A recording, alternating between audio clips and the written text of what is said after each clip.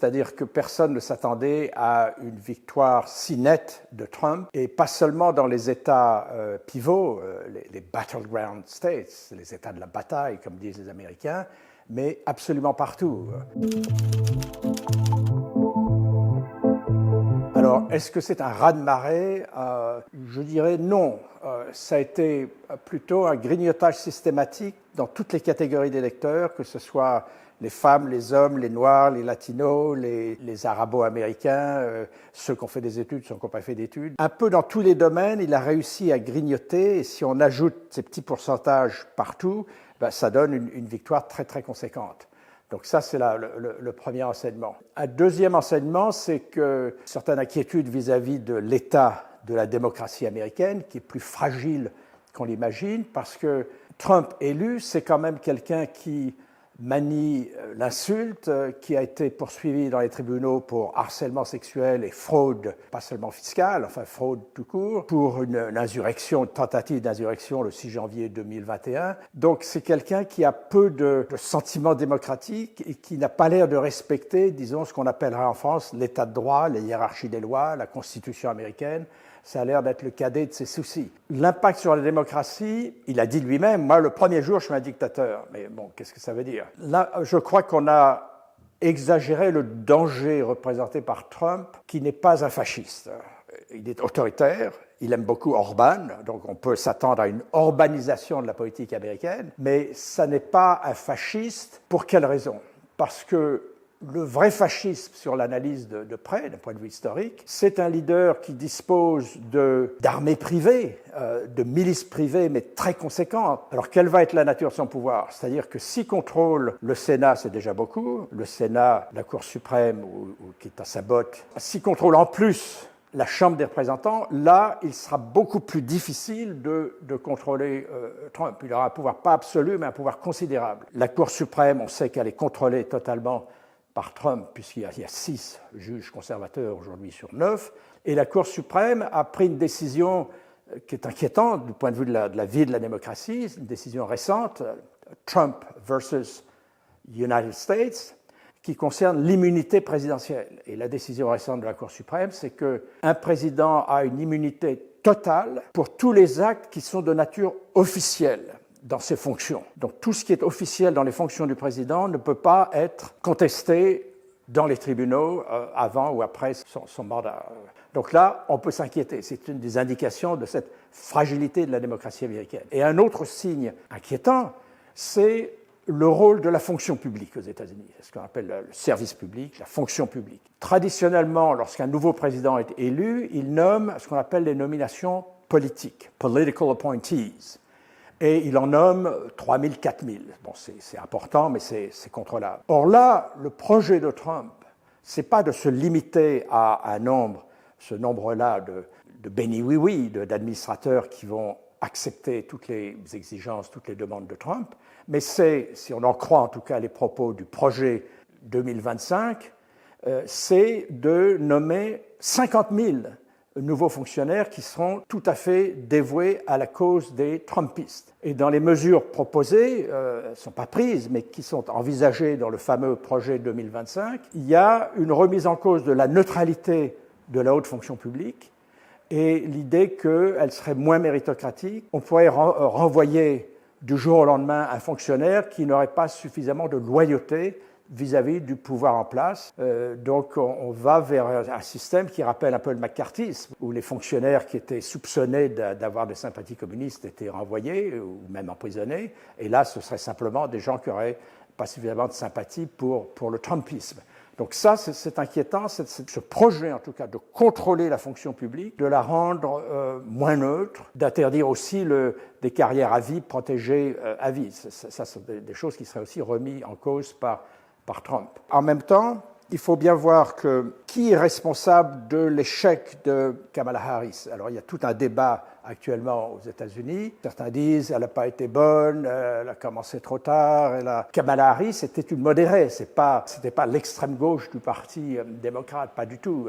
Elle a pris ses distances vis-à-vis de ce qu'on a pu appeler le wokisme.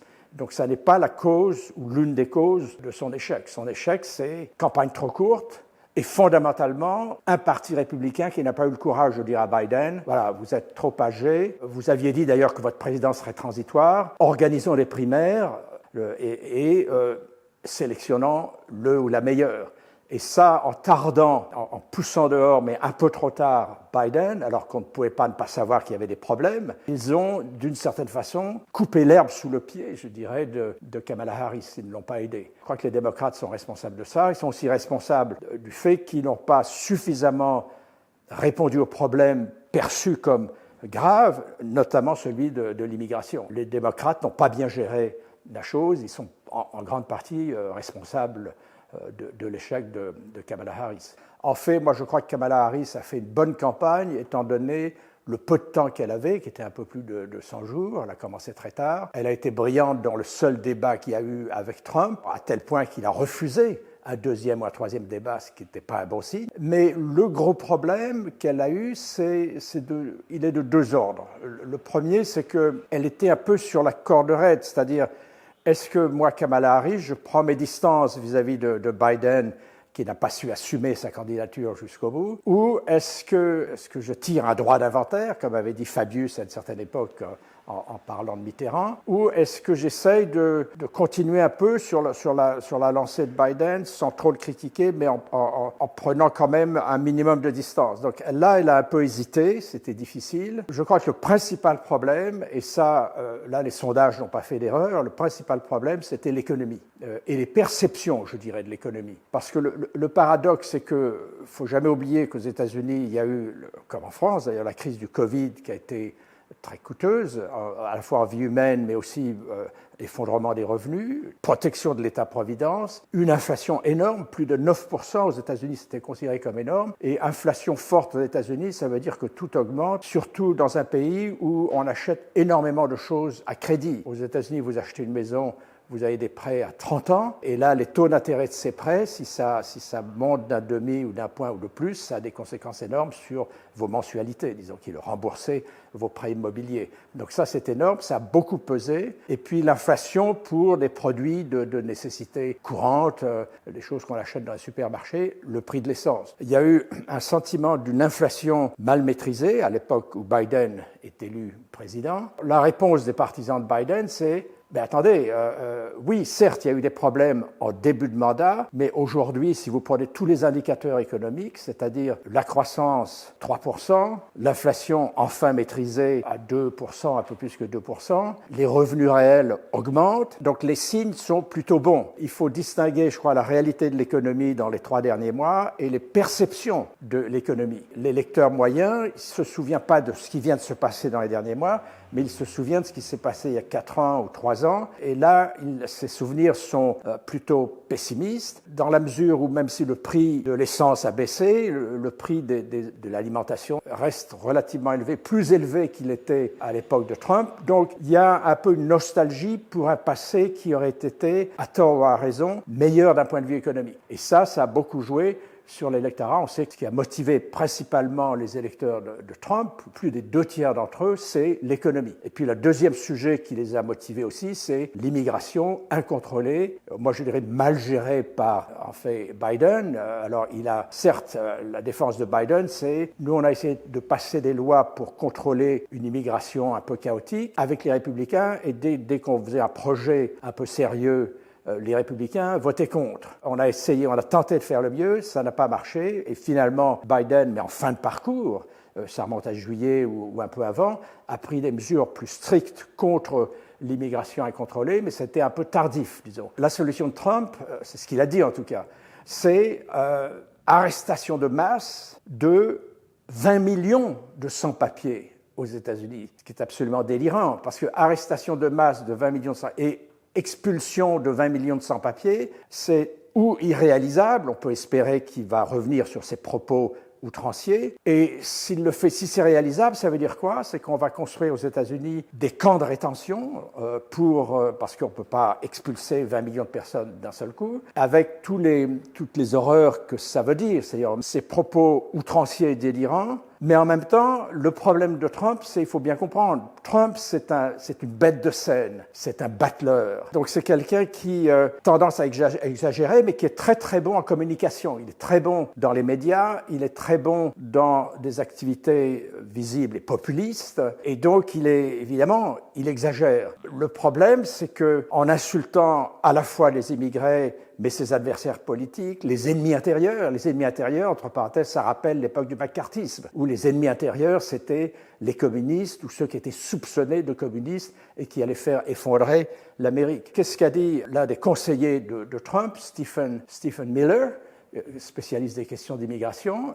Il a dit au moment du discours de la victoire, juste après le discours de la victoire de Trump, qu'est-ce qu'il a dit? On va arrêter l'invasion des États-Unis par les immigrés. Donc vous voyez, à nouveau, propos outranciers qui n'ont pas découragé les électeurs. C'est ça qui mérite une explication. Eux aussi, les jeunes hommes, ont exprimé une préférence pour Trump de façon significative, je dirais. Comment expliquer ça? Je crois que derrière toute cette discussion sur qui est Trump et pourquoi a-t-il un tel succès, il y a des sujets qu'on aborde mal ou peu, qui sont la misogynie. L'Amérique est misogyne, et Trump l'est en particulier, ce qui rend très difficile le rôle en politique des femmes. Et le virilisme, le machisme, qui est très très fort chez Trump, mais aussi chez les électeurs qui le soutiennent. Et je trouve très significatif, ça n'a pas été relevé par les journalistes, lorsque Trump donne son discours de la victoire, avant même d'ailleurs que sa victoire soit confirmée, mais on pouvait le pressentir. Donc, dans la nuit du 5, le discours de la victoire de Trump, qu'est-ce qui se passe? Il apparaît à Mar-a-Lago, donc, sur une scène, et qui introduit Trump? C'est Dana White. Dana White, il n'est pas connu en France, il est très connu à Las Vegas. C'est le fondateur et l'organisateur principal des jeux de MMA, d'arts martiaux, très violents, donc, où tous les coups sont permis, même en dessous de la ceinture, c'est pas de la boxe. Ce partisan de MMA a été choisi par Trump pour le présenter, et il dit, les premières choses qu'il dit, avant que Trump commence à parler, il dit, voyez, Trump, c'est la machine, on ne peut pas l'arrêter, quand il combat, on ne peut pas l'arrêter, il ne le quitte jamais. Donc laissant entendre que Trump est ce fantastique combattant, peut-être d'un MMA symbolique et imaginaire, qui est l'homme à élire, puisqu'il a cette extraordinaire virilité. Et ça, c'est quelque chose qui est sous-jacent à cette campagne et qui a, semble-t-il, aidé Trump. Alors le vote des femmes a augmenté pour Kamala Harris, mais pas de façon significative, sauf chez les femmes les plus éduquées. Là, effectivement, dans certains sondages, on voit 20% de femmes en plus ont voté pour Kamala Harris. Mais globalement, c'est un électorat énorme. Les femmes aux États-Unis, c'est 52 ou 53% des électeurs. Il n'y a pas eu une augmentation de voix féminines. Et Kamala Harris a plutôt moins fait que Biden en 2020.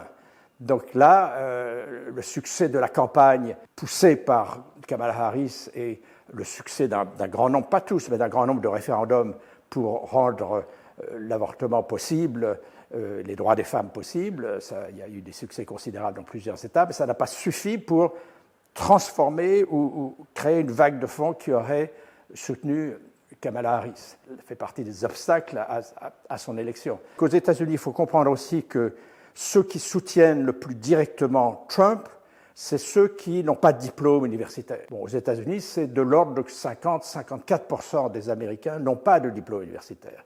Alors, quelquefois, on les caractérise comme la classe ouvrière, c'est plutôt des gens qui peuvent très bien réussir, d'ailleurs, dans la vie, qui ont des entreprises ou des employés. Donc, c'est un groupe assez hétérogène, mais en majorité, ce groupe a soutenu Trump. Et le génie de Trump, c'était de comprendre que c'est une majorité de gens qui a un certain ressentiment vis-à-vis de ceux qui habitent dans les grandes villes ou qui ont fait de bonnes études dans les grandes universités, qui sont très, très éduqués. Et il y a ce ressentiment contre les élites, toutes les élites. Et le génie de Trump, c'était d'attaquer les élites, à la fois ceux qui sont les plus éduqués, mais aussi les élites des partis politiques de Washington, alors que lui-même a constitué une élite de bureaucrates aussi. Il a joué là-dessus, surfé là-dessus. Il semble que cette idée de ressentiment d'élite indifférente au sort de gens qui n'ont pas fait beaucoup d'études et indifférente à la question de l'inflation et de l'économie a beaucoup aidé Trump. Qu'est-ce qui va se passer en politique étrangère? Et là, il y a de raisons véritables de s'inquiéter, et ce n'est pas par hasard que le président Macron a immédiatement réagi en félicitant Trump.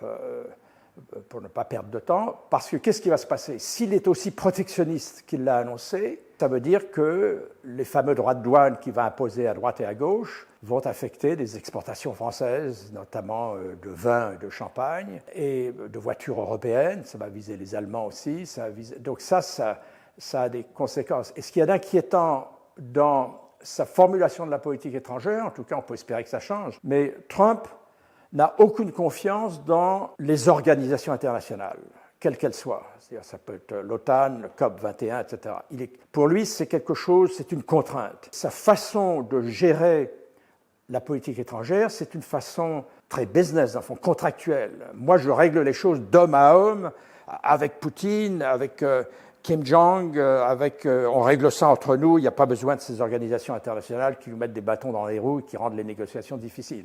Avec Netanyahou, etc. C'est ça le danger. C'est à la fois une surévaluation de ses capacités d'influence et de gérer les choses, et une ultra-personnalisation du pouvoir qui, à mon avis, en politique étrangère, ne peut avoir que des conséquences fâcheuses, parce qu'on risque d'avoir ou des non-décisions ou des décisions précipitées dont on subira les conséquences. Donc il y a de bonnes raisons de s'inquiéter et d'espérer qu'il y ait quand même une acceptation de processus diplomatique traditionnel où on prend son temps avant de ruer les brancards. Sciences Po.